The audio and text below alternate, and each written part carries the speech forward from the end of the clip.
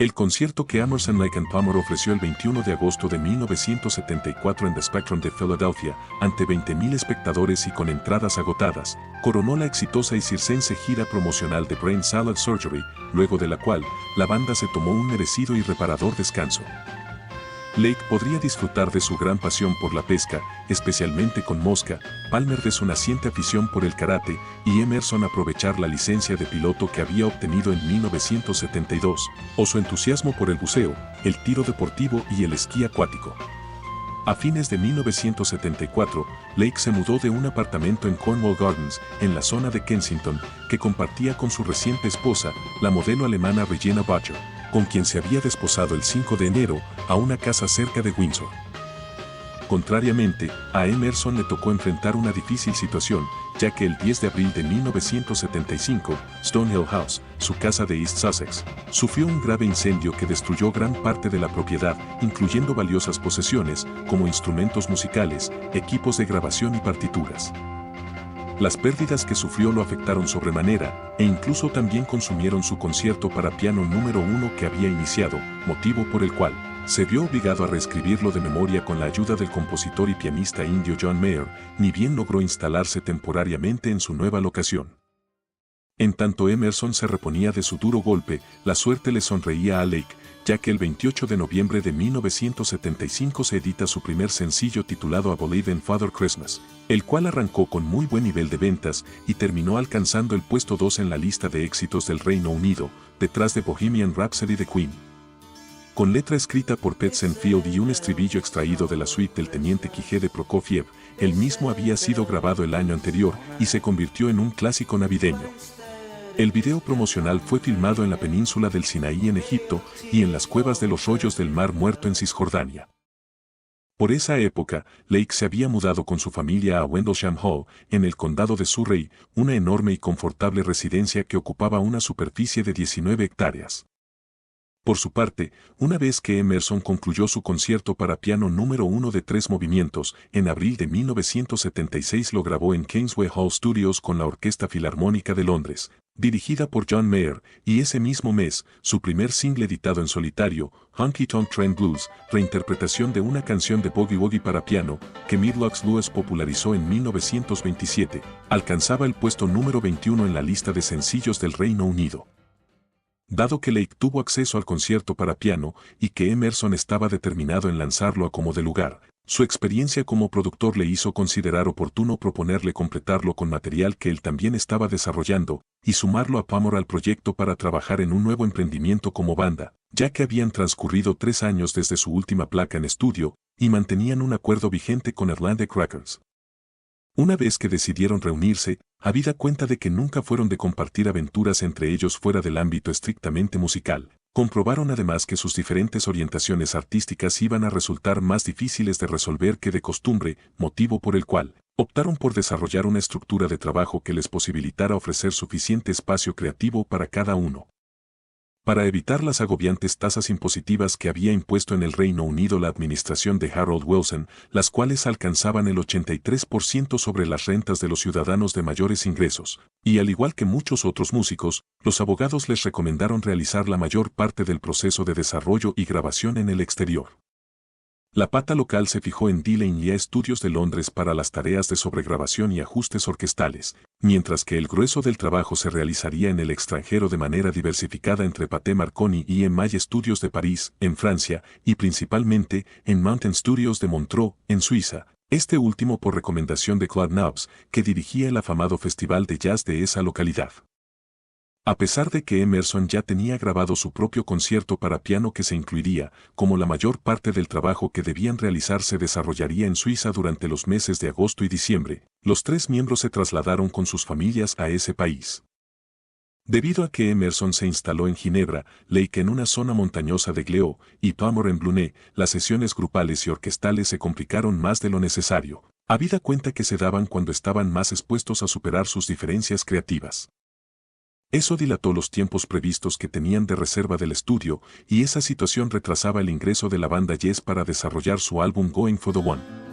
Si hubieran entregado las instalaciones según lo pautado inicialmente, posiblemente Patrick Moros hubiera tenido tiempo de participar en ese trabajo en lugar de Rick Wakeman. El primer día de trabajo en Mountain resultó muy gratificante, ya que lograron grabar Fanfare for the Common Man de manera improvisada, ya que Lake y Palmer se montaron inesperadamente sobre la pieza clásica que Emerson reinterpretaba de la obra de Aaron Copland, escrita en 1942. Afortunadamente, el ingeniero John Temple alcanzó a grabar la sesión y esa fue la que terminaría quedando registrada en el disco. El problema que se suscitó después fue contar con la aprobación de su autor para editarla, pero dado que la editorial se negaba rotundamente, a Stuart Young no le quedó mejor remedio que contactarse telefónicamente con el compositor. Primero le hizo llegar una copia resumida de la pieza que no lo terminó de convencer, motivo por el cual y como último recurso, le envió la pista completa, que fue la que finalmente les permitió contar con su beneplácito. Por último, en enero del año siguiente se trasladaron a París y permanecieron allí durante 2 meses para completar en Pathé Marconi y EMI Studios el resto de la cara destinada a la banda, como complemento de la pista Fanfare for the Common Man que habían registrado previamente en Mountain Studios. Para desarrollar la lírica de este próximo tema, cuyas notas habían sido escritas por Emerson, Lake disponía nuevamente de la colaboración de Ted Zenfield, el cual se sumó a la comitiva.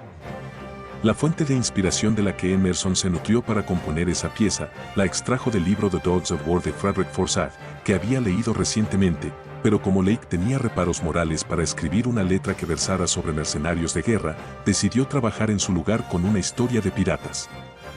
A partir de ahí, los dos letristas compinches desde sus tiempos con Ken Crimson, compraron cuanto libro del asunto encontraron, se dedicaron a ver viejas películas sobre la temática, e incluso fueron al juego de Piratas del Caribe en Euro Disney, con el solo propósito de encontrar inspiración. Una vez que terminaron la tarea, la grabación se efectuó con la Orquesta de la Ópera de París, conducida por Godfrey Salmon, y se terminó dando a conocer con el título de Pirates, pudiendo de este modo completar la cara destinada a la banda. Particularmente interesante de esa etapa resultó también la visita que recibieron en los estudios de Leonard Bernstein, que casualmente se presentaba en el Teatro de la Ópera, justo enfrente de los estudios, y dado que Emerson se mostraba muy interesado en hacerle escuchar su concierto para piano, el dueño de Mountain Studios, Alex Grubb, intercedió para que ese inusitado evento se produzca. Una vez que el afamado compositor terminó de escuchar la obra, dijo que le recordaba a Gran Moses, y se retiró. Nunca quedó claro lo que quiso significar al referirse al apodo con que se conocía a la pintora Anna Mary Robertson Moses, que con su arte naïf, casi infantil, solía representar escenas de la vida rural norteamericana. La edición final en formato doble vio la luz el 25 de marzo con el título Works, Volume 1, contenido en un sobre negro extremadamente sobrio diseñado por Ian Murray, y con el logo de la banda en el centro creado por el artista suizo Hans Redigiege que ya había sido introducido en Brain Salad Surgery. Las opiniones de la crítica especializada no fueron favorables, como tampoco lo fue el nivel de ventas esperado, y para muchos significó el comienzo del declive del trío, el cual volvía al ruedo luego de 4 años, con una obra mayormente ecléctica en plena efervescencia del movimiento punk. Incluso el propio Lake la definió años después como el principio del fin de la banda, y marcó el momento en que dejó de desempeñarse como productor de sus álbumes. Evidentemente, caer a una fiesta a mediados de los 70 con un cóctel de largas interpretaciones o reinterpretaciones clásicas y neoclásicas, propias o prestadas de Prokofiev, bajo Copland, junto con el aire yacero de Harry South, y con baladas acústicas sensibleras, los colocaba en el incómodo momento de los que no fueron invitados y encima caían con la bebida equivocada. Este largamente esperado quinto trabajo en estudio desnudaba más que ningún otro las aspiraciones musicales de cada uno de los músicos, a la vez que exhibía sin recurso de apelación alguno, sus respectivas fortalezas y debilidades a nivel compositivo, las cuales, conjugadas e integradas como banda, solían diluirse más fácilmente. Quizás su principal falencia radicó en el hecho de que hayan privilegiado la contenida necesidad de expresión de cada miembro de la banda, y habernos sometido a ser testigos de una batalla interna para exorcizar sus propios demonios en detrimento de lo que se esperaba de ellos como conjunto. Quedaba la impresión que si hubieran tenido el tino de seleccionar adecuadamente una parte de todo ese material y podido condensarlo en un solo disco, el resultado habría sido más digerible al momento musical tan cambiante que se vivía. Lejos de eso, editarían un segundo volumen el 25 de noviembre, con el material que no alcanzaron a incluir en este. En definitiva, no hubo ni ganadores ni perdedores, sino un extenso muestrario de lo que ya sabíamos, y de un modo u otro, habían anticipado hasta aquí, sin necesidad de recurrir a tanta ostentación, exhibición de autosuficiencia, y sobre todo, incapacidad de entender que lo realmente bueno vale por sí solo, y generalmente no necesita de grandes envases ni de ruidosa pirotecnia. Pero no conscientes de eso, ni de que no era necesario recordarnos a estas alturas que la banda era la resultante de la asociación de tres figuras con antecedentes propios y aspiraciones disímiles, decidieron ir por más, y optaron por embarcarse en una gira promocional elefantiásica de 142 fechas recorriendo Estados Unidos y Canadá, desde el 24 de mayo de 1977 hasta el 13 de marzo del año siguiente. Para llevarla a cabo conforme a la idea de Emerson de sumar a una orquesta de 59 músicos y un coro de 6 voces que estarían conducidos por Godfrey Salmon, audicionaron a más de 1.500 aspirantes por 6 ciudades de todo el mundo y a posteriori se dedicaron a ensayar durante 2 meses. Esa proyectada magnificencia contrastaba con la suerte de Mandico Records, ya que dejó de existir durante el mismo mes de mayo previsto para el inicio de la gira, y luego de atravesar una corta existencia con magros resultados. La logística para transportar a los músicos y el equipamiento durante todo el periplo requirió mucha coordinación y la asistencia de 63 operarios, los cuales, sumados a los técnicos, administrativos, asistentes personales, un médico y hasta el instructor de karate de Carl Palmer, totalizaban casi 140 personas. Además de un avión para trasladar a la banda, y la necesidad de alojar y alimentar a esa cantidad de gente en cada destino que visitaban, se necesitaron 7 camiones articulados para transportar el equipo, 3 más para las presentaciones al aire libre, 3 autobuses para la orquesta y coro, y 1 para uso exclusivo de Palmer. Los instrumentos de cada miembro de la orquesta se amplificaban individualmente y se alimentaban a través de un sistema de sonido de 72.000 vatios. Debido al aumento de los costos y que las regulaciones sindicales locales limitaban la cantidad de conciertos a un máximo de 3 semanales o que se trasladaran más de 400 kilómetros diarios, el presupuesto ascendió a $200,000 por semana. Eso motivó que luego de 12 presentaciones, y para evitar una inminente bancarrota, tuvieran que continuar la recorrida como trío y prescindir de los servicios de la orquesta y la logística que demandaba, a pesar de haber abonado por adelantado 6 semanas y haberla usado menos de la mitad de ese tiempo, a excepción de algunas fechas puntuales, como las 3 que ofrecieron en el Madison Square Garden de New York, o en el Olympic Stadium de Montreal del 26 de agosto de 1977. Para solventar los costos de esta gira, hubieran necesitado percibir un 110% de ganancia, aunque los beneficios reales obtenidos fueron solo del 80%. Consecuentemente, los $3 millones de pérdida que les generó y que tuvieron que cubrir de sus propios bolsillos, no solo debilitaron su situación económica y provocaron fuertes disputas en el seno del grupo, ya que culpaban a Emerson por la mala idea de sumar a la orquesta, sino que los agotó física y emocionalmente. Todavía peor, y a pesar de que Works One se coló en el 9º puesto de la lista de éxitos del Reino Unido y el 12º en el Billboard 200, con los fuertes cambios que atravesaba la escena musical de la época, resultaba casi imposible vislumbrar un futuro para un supergrupo de rock progresivo, menos aún cuando se trataba de uno tan ecléctico y elitista como el que conformaban. Por su parte, Works 2 reflejó un desempeño inferior en los rankings que su antecesor, ya que en su país se ubicó en 20º lugar y en Estados Unidos 37º. No obstante, y alentados por la difusión que generó la gran gira promocional que llevaron a cabo, ambos trabajos terminaron siendo distinguidos con certificación oro. En el segundo caso solamente en Estados Unidos, pero el primero, además logró alcanzar esa certificación en el Reino Unido y Canadá. En junio de 1978, Emerson decide vender su propiedad en Stonehill House, impulsado por el pronunciado declive comercial de la banda y los gastos que le había demandado la reparación de los daños del incendio, y adquiere una casa estilo Tudor en Bulstrode Way, a 30 minutos de Londres, para instalarse con su familia y montar un estudio de grabación casero. Seguidamente, y al igual que muchos músicos de la época que se exiliaron para escapar de las garras del fisco británico, también adquirió una casa frente al mar en el vecindario de Lafayette Cay, de la isla de Nassau, capital de las Bahamas, para tenerla como residencia secundaria y sanear su delicada situación financiera. En 1978, la banda quería tomarse unos años de descanso y eventualmente dedicarse a proyectos en solitario, pero Ahmet Ertegun de Atlantic Records les recordó que le estaban debiendo un nuevo disco y se mostraba determinado a que cumplieran los términos del contrato, so pena de rechazarles cualquier intento de que llevaran a cabo un álbum en solitario en el caso de que se negaran. Por lo tanto, les gestionó las instalaciones locales de Compass Point Studios, fundado por el legendario productor Chris Blackwell, para que se reúnan y produzcan una séptima placa de estudio, más a tono con la tendencia que estaban adoptando otras bandas del género, como Genesis o Yes.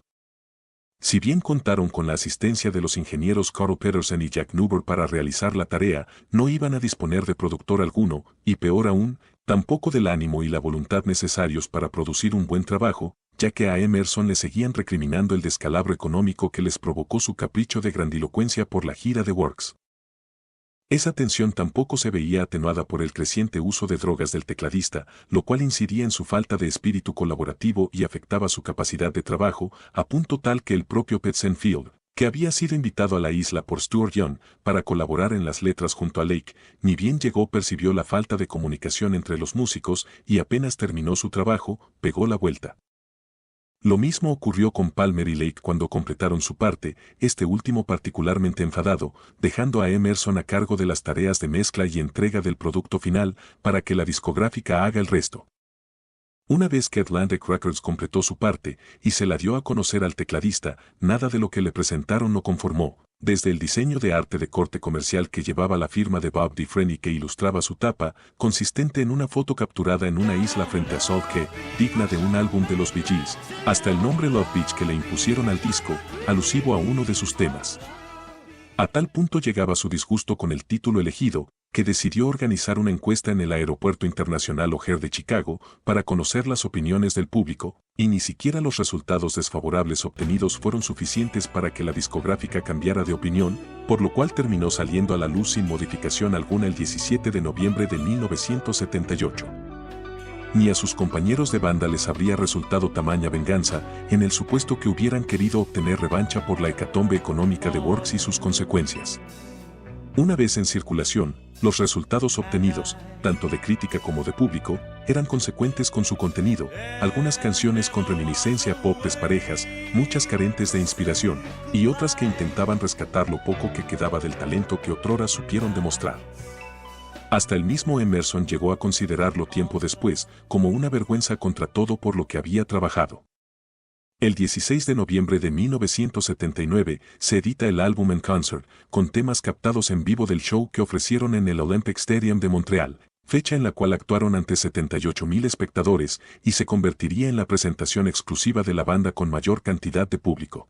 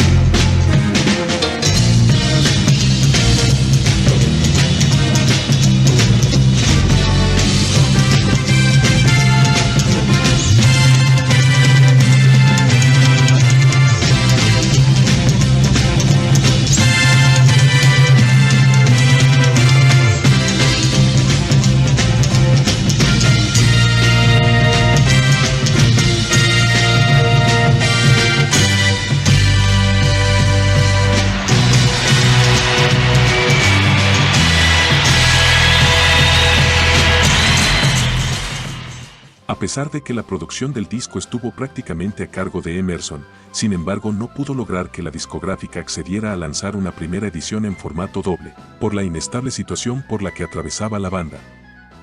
Efectivamente, ese mismo año el trío se disolvió, cerrando un capítulo de su existencia que fue de mejor a peor y que intentar revertirlo parecía una empresa imposible, ya que también resultaron en vano los 2 meses que Palmer dedicó, en su característico rol de conciliador, para tratar de organizar una gira de despedida, con el noble propósito de salvar los continuos desacuerdos que los habían distanciado.